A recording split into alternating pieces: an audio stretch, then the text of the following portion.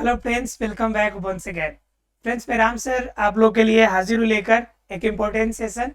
और आज के इम्पोर्टेंट सेशन में हम लोग चर्चा करने वाले हैं पुष्प के बारे में, अर्थात फ्लावर्स के बारे में। अभी तक हम लोग प्रणव तंत्र के हिस्सों के बारे में जान रहे हैं। अब प्रणव तंत्र में खास हमें जानना है पुष्प के बारे में। और आपको पता है कि पुष्प हमारे लिए क्या हो जाता है, कितना ज़्यादा इम्पोर्टेंट हो जाता है। इम्पोर्टेंट होने के पीछे रीजन भी है, क्योंकि उसके उपयोग जो होते हैं पौधों के लिए बहुत ज़्यादा हो जाता है। पौधे उसका उपयोग बहुत अलग अलग रूप में करते हैं। और पौधे तो पौधे, यहाँ तक कि जीव जंतु भी उनका उपयोग अलग अलग रूप में करते हैं। कुछ तो खाद्य पदार्थ के रूप में भी इस्तेमाल हो जाता है। जैसे मान लीजिए कि आपके अलग अलग पुष्प है। तो मैंने कल पुष्प के कुछ आपके ऑप्शंस बताए थे। कल पुष्प विन्यास से पहले मैंने पुष्प के कार्य के बारे में आपको चर्चा कर दिया था। पिछले क्लास में हमने आपको पुष्प क्रम और पुष्प विन्यास बताए थे। पुष्प क्रम यानी पुष्प किस तरह से निकलेंगे, पुष्प का स्ट्रक्चर कैसा होगा, उनके बारे में हमने जाना था। अब जानना में स्पेसिफिक कि पुष्प के कितने हिस्से होते हैं और पुष्प का कौन हिस्सा किस रूप में कार्य करता है, इनके बारे में हम लोग को अब जानना है। अर्थात सीधे रूप में कहे तो पुष्प और उसके भाग के बारे में आज हमें जानकारी प्राप्त करनी है। अर्थात पुष्प का मतलब फ्लावर। पुष्प का मतलब पुष्पा राज वाला नहीं समझ लीजिएगा, पुष्पा समझ के फ्लावर समझा गया, दैले गया ना।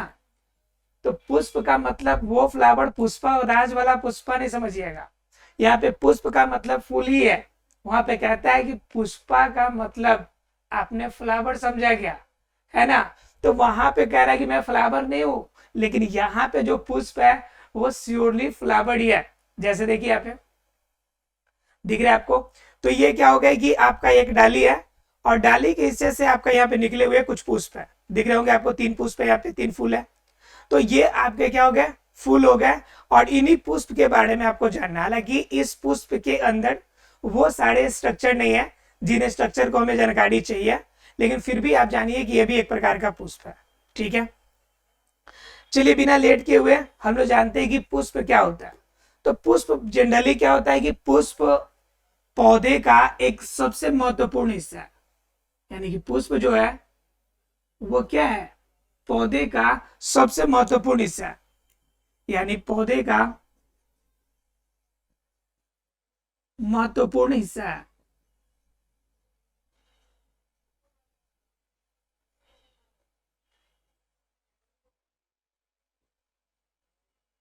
भाई महत्वपूर्ण हिस्सा कैसे, महत्वपूर्ण हिस्सा कहने का मतलब है कि यही आपका जो होता है लैंगिक जनन क्रिया को करता है, लैंगिक जनन की क्रिया करने में मदद करता है। अब जहां पे बात आ जाए कि लैंगिक जनन की क्रिया कर रहा है, तो कंफर्म होगा कि लैंगिक जनन की क्रिया सामान्य रूप से किन जीवों में होती है, जो सामान्य रूप से जिसमें मेल अलग हो और जिसमें फीमेल अलग हो। लेकिन क्या सभी पौधों के पुष्प जो होते हैं उसमें मेल अलग और फीमेल अलग होते हैं? क्या ये सभी के सभी एक लिंगी होते हैं? क्वेश्चन ये भी आता है। तो इसका आंसर होगा नहीं। सभी जो आपके क्या कहते हैं पुष्प होते हैं पौधे के, वो सभी के सभी एक लिंगी नहीं होते हैं। कुछ ऐसे भी पुष्प होते हैं जिसके एक ही पुष्प के अंदर मेल भी पाया जाता है और फीमेल भी पाया जाता है।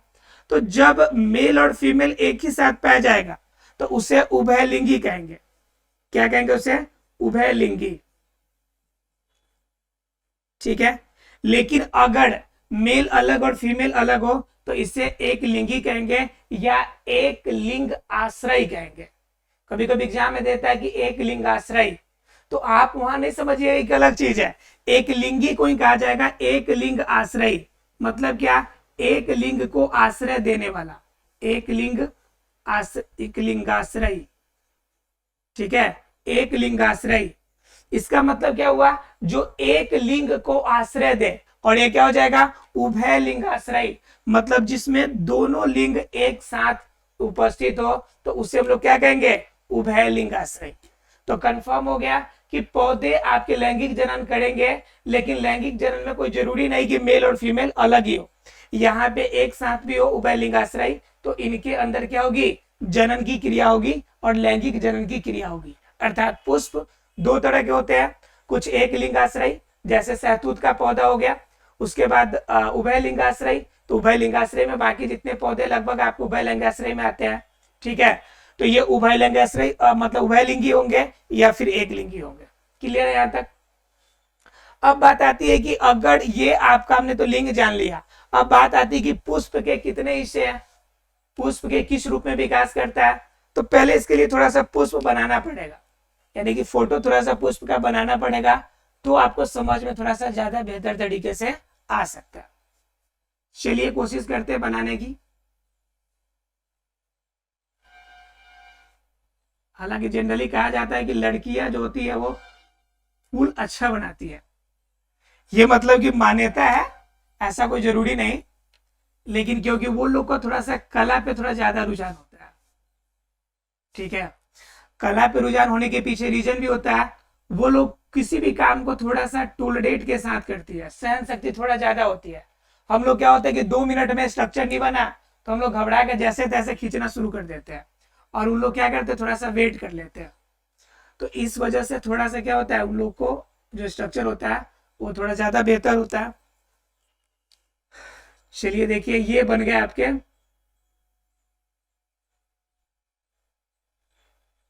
अब ध्यान से देखिए जरा एक बार।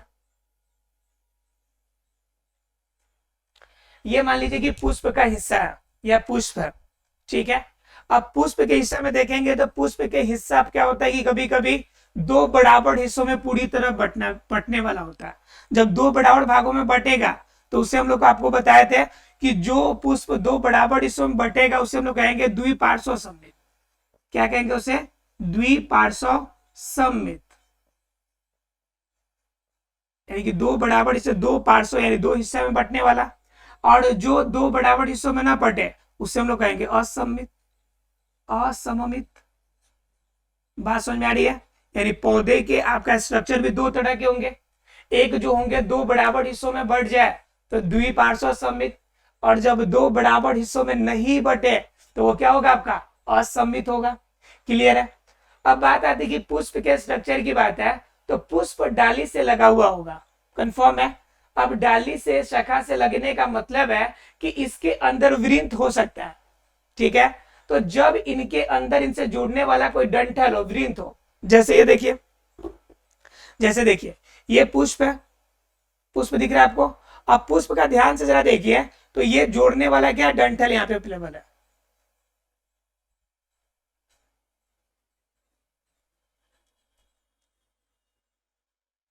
देखिए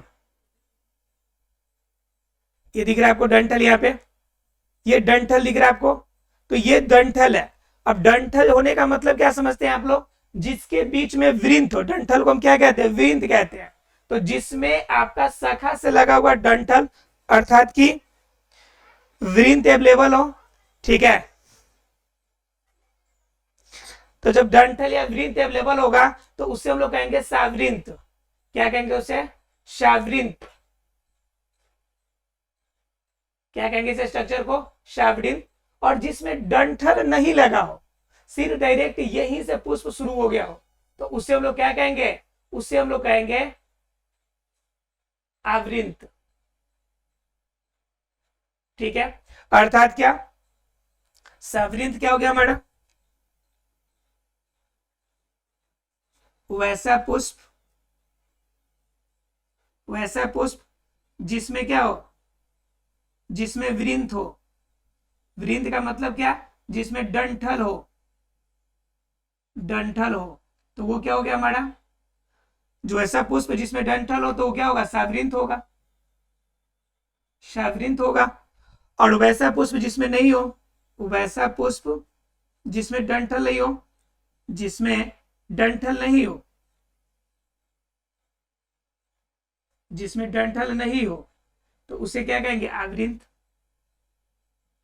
क्लियर है आप लोग को? यानी पुष्प इसके आधार पे 2 कैटेगरी के होंगे जाएंगे।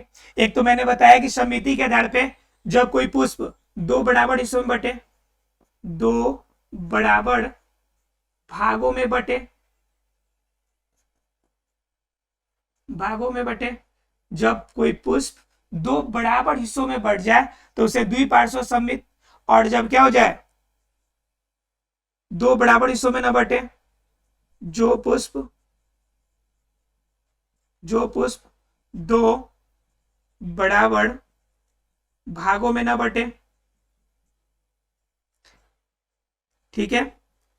अब क्या हो गया कि पुष्प इसके आधार पे दो तरह के हो गए, एक दो बराबर भागों में बटे और एक दो बराबर भागों में नहीं बटे। तो दो बराबर भागों में बटेगा उसे असममित, और जो दो भागों बराबर भागों में बटेगा उसे द्विपार्श्व सममित। और वृंत के आधार पे भी दो तरह के, एक आपका सावृंत और एक क्या आपका आवृंत। सावृंत क्या होगा, जिसमें क्या होगा वृंत लगाओ, और आवृंत जिसमें वृंत यानी कि जिसमें डंठल नहीं लगाओ, उसे क्या कहेंगे, आवृंत। चलिए अब इसके आधार पे दो हिस्सों में बांट लिया। अब यहां तक तो हमने काम क्लियर कर लिया, ठीक है। अब क्या होता है कि इसके आगे बढ़िएगा तो ये देखिए पुष्पासन होता है, जिसमें पुष्प रहते हैं, छोटे छोटे आपके पर्वत ऐसे निकले रहते हैं, ठीक है, जिसे हम लोग कहते हैं पुष्पासन। क्या कहते हैं, पुष्पासन। तो देखिए पुष्पासन क्या होता है, पुष्पासन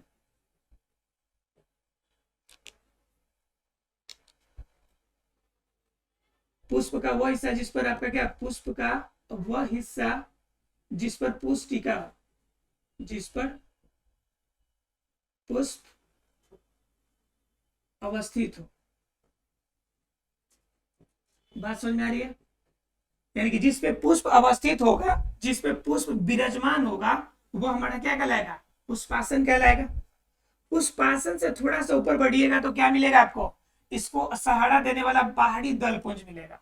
क्या मिलेगा, बाह्य दलपुंज। उसके बाद क्या मिलेगा आपको, बाह्य दलपुंज।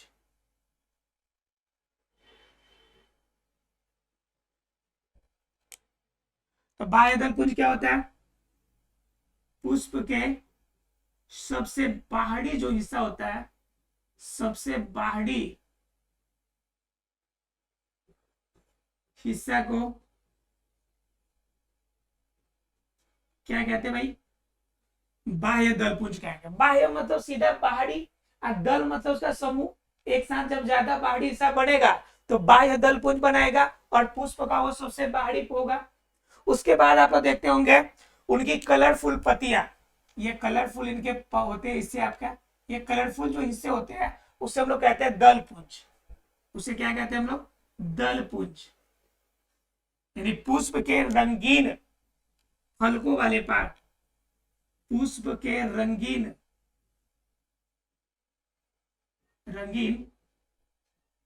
फलकों वाले भाग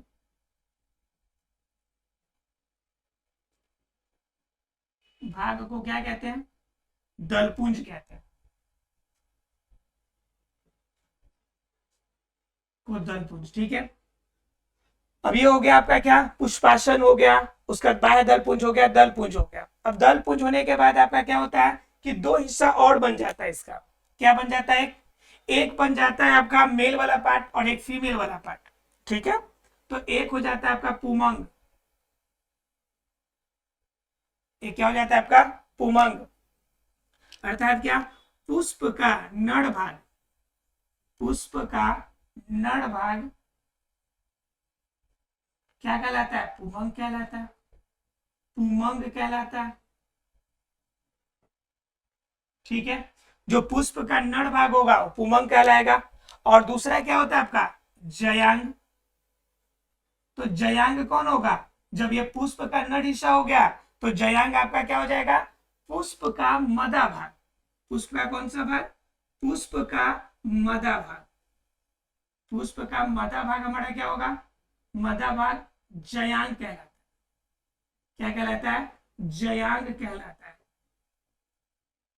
बात समझ में आ रही है, अर्थात क्या, आपका क्या हो गया, मुख्य रूप से ये 5 हिस्से हो गए।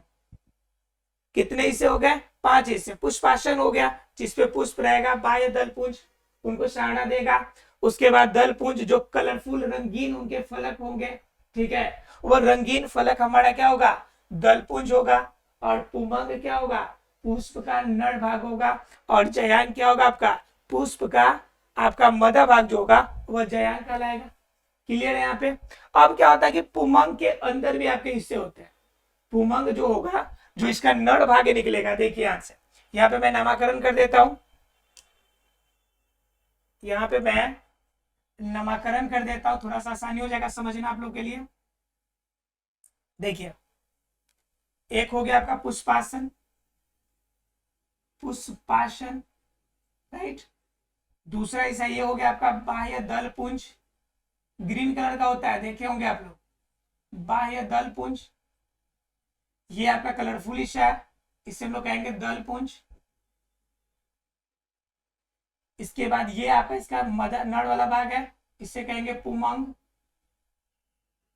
और ये स्त्री वाला भाग है, इसे क्या कहेंगे हम लोग, जयान। क्लियर है आप लोग को? ठीक है।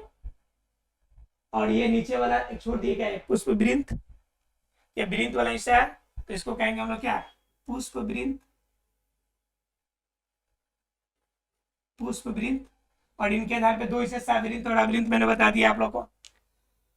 तो ये हो गया पुष्प वृंत। उसके बाद पुष्पासन, पुष्पासन के बाद बाह्य दल पुंज, बाह्य दल पुंज के बाद दल पुंज, दल पुंज के बाद पुमंग, और पुमंग के बाद क्या आपका जयान। इतने हिस्से हमारे किसके हो गए, पुष्प के हिस्से हो गए। क्लियर है यहां तक सब किसी को? अब यहां तक आपको क्लियर हो गया कि इतने हिस्से हो गए। तो मैंने बताया कि पुमंग के भी हिस्से होते हैं। पुमंग सिर्फ अपना मतलब पूरा मेल, जैसे मान लीजिए कि हमने कह दिया कि आपका पूरा मानव जो है नर आपका जनन तंत्र है, नर जनन तंत्र को धारण करने वाला, मतलब कि मेल जो है वो पूरे नर जनन तंत्र को धारण करता है। एक मानव, एक लड़का पूरे नर जनन तंत्र का धारण करता है। तो भाई उसके अंदर पूरी जनन तंत्र में बहुत सारे पार्ट्स होंगे ना, ऐसा थोड़ा है कि एक ही पार्ट होगा, उसमें उसमें भी अलग अलग पार्ट्स होंगे। तो उसी प्रकार से पुमंग पौधे का नर वाला भाग है, पौधे का नर हिस्सा है। लेकिन नर भाग के अंदर भी उसके अंदर बहुत सारे हिस्से होंगे। जिस तरह से हमारा जयांग है, तो जयांग के अंदर भी बहुत सारे हिस्से।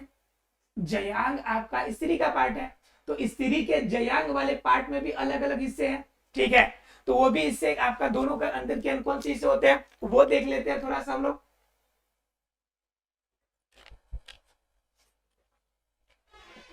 तो देखिए पुमंग जो होता है आपका, पुमंग के अंदर हिस्से देख लीजिए,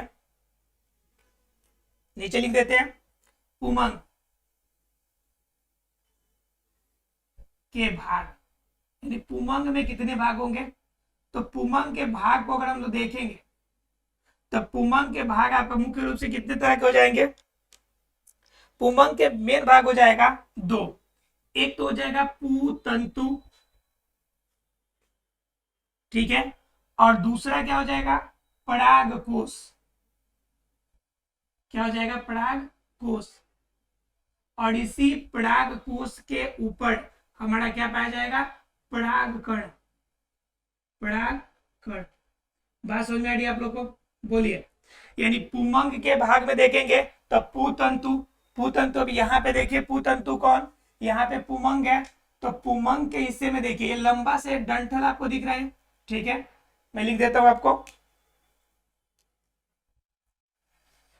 कहाँ लिख दू, कहाँ लिख दू, इधर का मिटा देते हैं, ठीक है, इधर का मिटा के हम आपको लिखते हैं, समझिए थोड़ा सा।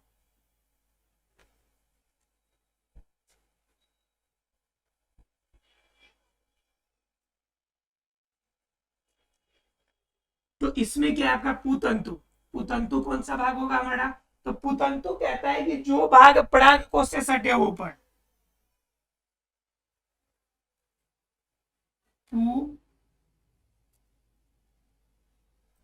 तंतु, ठीक है, पराग कोश तक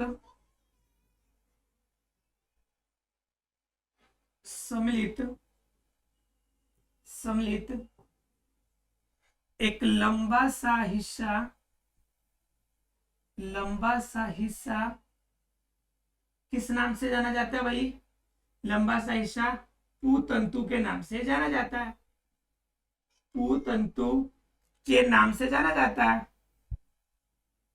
क्लियर है यहाँ पे? मतलब क्या, ये इसके मध्य भाग से जाएगा और आपके यहाँ पे कहाँ पे पहुंचेगा, पराग कोश तक हिस्सा पहुंचेगा, उसे हम लोग क्या कहेंगे, पुतंतु कहेंगे। और दूसरी क्या हिस्सा होता है आपका, पराग कोश। तो पराग कोश क्या होता है भाई, तो पराग कोश आपका क्या होगा, पुतंतु का सबसे ऊपरी हिस्सा। पुतंतु जो है, पुतंतु के सबसे ऊपरी हिस्सा, पुतंतु के सबसे ऊपरी हिस्सा, जिसमें जिसमें लघु बीजाणु, जिसमें लघु बीजाणु धानी पाया जाता है, लघु बीजाणु धानी पाया जाता है। एवं जो क्या करता है, जो पराग कण उत्पन्न करने में मदद करता है, जो पराग कण उत्पन्न करने में मदद करता है, उत्पन्न करने में मदद करे, तो उससे हम लोग क्या कहेंगे, मदद करता है, तो उससे हम लोग क्या कहेंगे भाई, उससे हम लोग कहेंगे परागकोश। तो परागकोश क्या है, पूतंतु के सबसे ऊपरी हिस्सा होगा, पूतंतु का क्या होगा, सबसे ऊपरी हिस्सा होगा, और सबसे ऊपरी हिस्सा में क्या होगा कि इसमें लघु बीजाणुधानी होंगे। लघु बीजाणुधानी मैंने बताया था कि चतुष्फलकीय होता है, 4 हिस्से होते हैं, इनके 4 हिस्से होते हैं, और ये चारों हिस्सों में से आपका ये मातृ कोशिका बनाता है, क्या बनाता है आपका, मातृ कोशिका। और इसी मातृ कोशिका का क्या होता है, फिर से इन मातृ कोशिका का विभाजन होता है अर्धसूत्री विभाजन। कौन सा विभाजन भाई, अर्धसूत्री विभाजन। और अर्धसूत्री विभाजन होने के बाद नए नए छोटे छोटे कण निकलते हैं, और इन नए छोटे छोटे कण को हम लोग क्या कहते हैं, पराग कण कहते हैं। तो वही कह रहा है पूतंतु के सबसे ऊपरी हिस्सा होगा जिसमें लघु बीजाणुधानी पाया जाएगा, एवं क्या होगा, जो पराग कण को उत्पन्न करेगा, तो वह आपका हिस्सा क्या कहलाएगा हमारा, वह हिस्सा कहलाएगा हमारा परागकोश। मतलब परागकोश वास्तव में क्या है, परागकोश वास्तव में क्या है आपका, कि यह एक प्रकार का हिस्सा है। क्या हिस्सा है, कैसा हिस्सा है आपका, जिसके अंदर आपका मुख्य रूप से क्या हो, जिस, एक मिनट, जस्ट अ मिनट,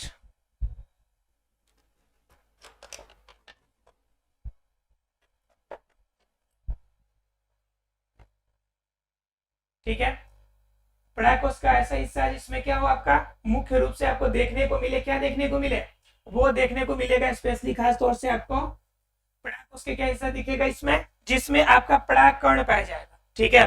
तब परागकण जब पाया जाएगा तो उस कंडीशन में क्या होगा, उस कंडीशन में यह आपका परागकण को उत्पन्न करेगा और पौधे की लैंगिक क्रिया में अपना हिस्सा देगा। तो ये 2 हिस्से हो गए, पूतंतु और परागकोश। अब दूसरा क्या होता है कि जयांग जो है, जो इसका मदा हिस्सा है, इस जयांग के अंदर भी हिस्सा होता है। यह जो जयांग है, यह जयांग के अंदर भी कुछ हिस्से होते हैं। तो जयांग के अंदर कौन कौन से हिस्से होते हैं, इनको समझने के लिए ऊपर की बातों को मिटा देते हैं ताकि जयांग के हिस्सा को आप समझ सके। यानी हमने बता दिया कि ये मदा हिस्सा है जयांग, तो जयांग जब मदा हिस्सा हो गया तो कंफर्म है कि ये पूरा का पूरा मदा जनन तंत्र अपने अंदर शामिल करता होगा, ठीक है। यहां तक मिटा देते हैं, ये पूरा क्या करेगा, मदा जनन तंत्र को अपने अंदर शामिल करेगा।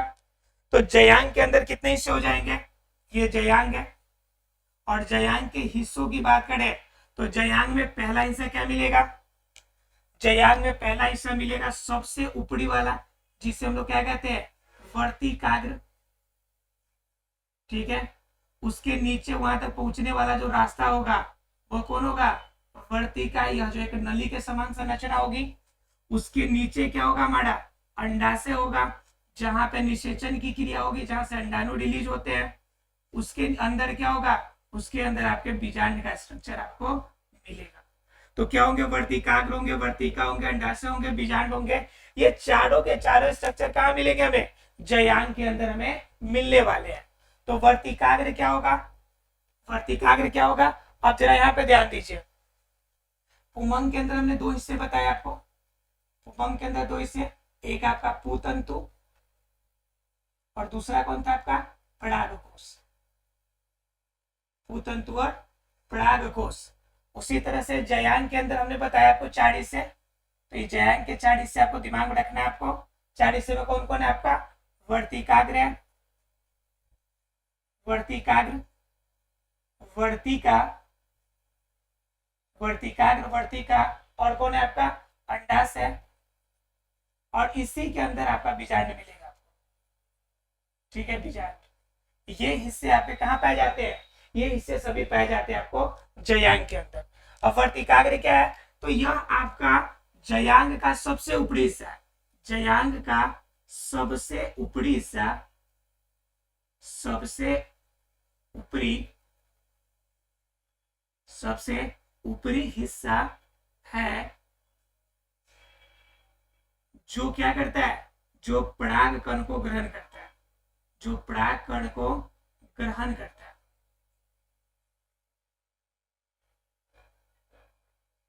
जो पराग कण को ग्रहण करता है, पहला बात, यानी वर्तिकाग्र हो गया। अब ये वर्तिका क्या हो गई, वर्तिका तो एक नली है, तो ये क्या कहता है, वर्तिकाग्र तक, माफ कीजिएगा, अंडाशय से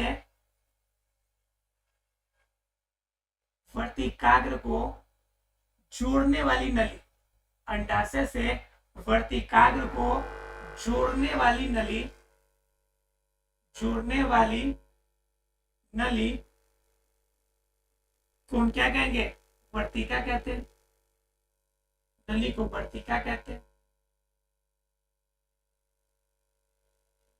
ठीक है, अंडाशय क्या हिस्सा होगा, तो अंडाशय वास्तव में क्या हिस्सा होगा, अंडाशय इसका महत्वपूर्ण भाग है, जो क्या करेगा, यह अंडाणु उत्पन्न करता है, अंड उत्पन्न करता है, और क्या करता है भाई, निषेचन में मदद करता है,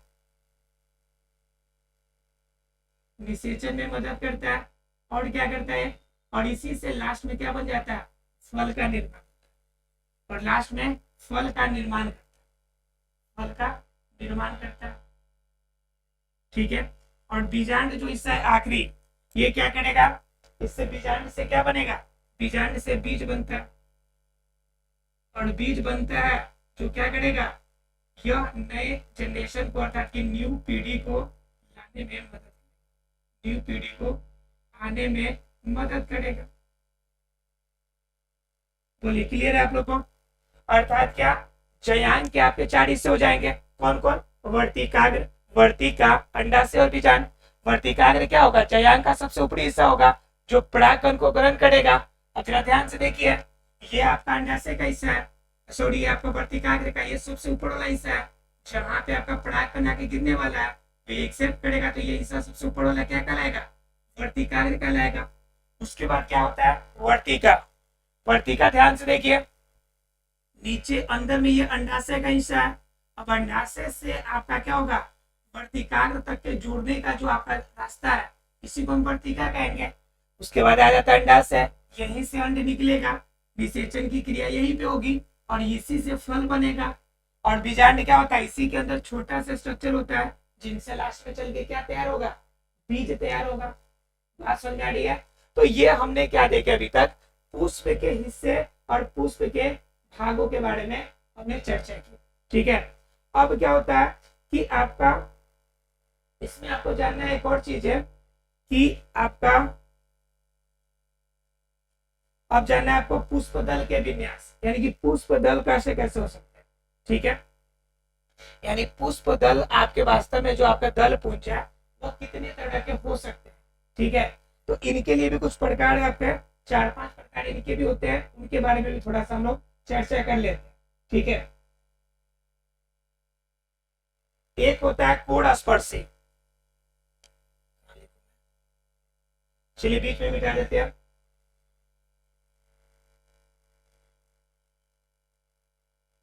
अब देखिए, हमें क्या जानना है कि दल पुंज के हिस्से के बारे में, किसके बारे में जानना है, पुष्प को ही मिटाना, बीच में सबसे बड़ा यही जगह। ठीक है, तो ध्यान दीजिएगा, अब हम लोग चर्चा किसकी कर रहे हैं, दल पुंज की, इसकी चर्चा कर रहे हैं दल पुंज की। दल पुंज के हिस्से में हम लोग देखेंगे पहला। ठीक है, दल पुंज के हिस्से में हम लोग क्या देखेंगे, पहला में होता है कोण स्पर्श। क्या होता है हमारा, कोण स्पर्श, स्पर्श सही लिखा है, स्पर्शी, स्पर्शी, स्पर्श, इन स्पर्शी होता है कोण स्पर्शी। तो कोण स्पर्शी से सीधा मतलब हो गया जो दल पुंज, जो दल पुंज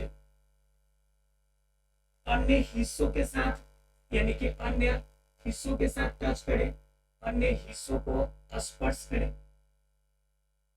बात समझ आ रही है, स्पर्श। तो आपका क्या है, कोण स्पर्शी। कोण स्पर्शी में क्या है आपका, जो क्या करे, दल पुंज अन्य हिस्सों को स्पर्श करे, तो हो जाएगा कोण स्पर्शी। उसके बाद दूसरा होता है आपका व्यावर्तित। क्या होता है, व्यावर्तित। व्यावर्तित में क्या होगा, जिसमें दल पुंज, बाह्य दल पुंज एवं अन्य हिस्सा एक दूसरे को कवर करे, अन्य हिस्सा एक दूसरे को ढक ले, एक दूसरे को ढके, तो ये कहा जाएगा व्यावर्तित। तीसरा कंडीशन होता है एक और, वो होता है ओढ़छादी। क्या होता है आपका, ओढ़छादी। ओढ़छादी का मतलब समझ रहा है कि कोड़ को क्या कर ले, ढक दे, जो कोड़ को क्या कर दे, कोड़ को ढक दे। मतलब क्या, यह क्या करेगा, इनके जो दल पुंज होंगे यह क्या करेगा, अन्य दल पुंज को ये एक दूसरे से ढक देगा। एक होता है आपका क्वीन कांसियल, क्वीन कांसियल, क्वीन कांसियल। क्वीन कांसियल का कंडीशन क्या होता है कि इसमें क्या होगा कि इनमें आपका जोड़ा होता है, यानी कि दल पुंज का जोड़ा पीछे वाले दल पुंज के जोड़े को ढक देगा। दल पुंज का जोड़ा पीछे वाले को, पिछले दल पुंज के जोड़े को ढक देगा, दल पुंज के जोड़े को ढकेगा।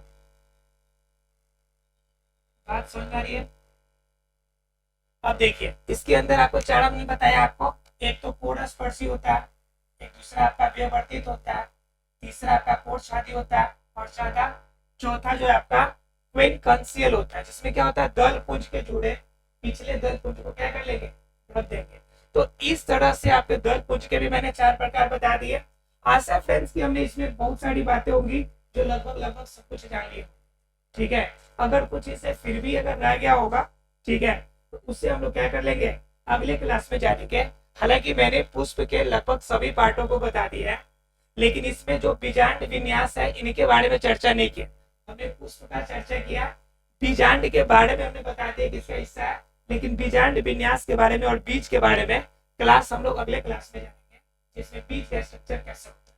तो आज हम लोग को जाना पुष्प के स्ट्रक्चर और पुष्प के सभी हिस्सों को बिल्कुल परिभाषा, एक एक टॉपिक, एक एक बातों को समझते हो, ठीक है, ताकि आपको नोट्स बनाने में भी थोड़ा सा इजी रहे। अब आशा है फ्रेंड्स की क्लियर हो गया, इसमें किसी को कोई डाउट नहीं रहा हो, ठीक है। आपको सभी भाग हमने बता दिए। मिलते हैं अगली क्लास में, देखते हैं कोई डाउट होगा तो आप हमें कमेंट बॉक्स में जरूर शेयर करें। मिलते हैं अगली क्लास में, तब तक के लिए थैंक यू वेरी मच।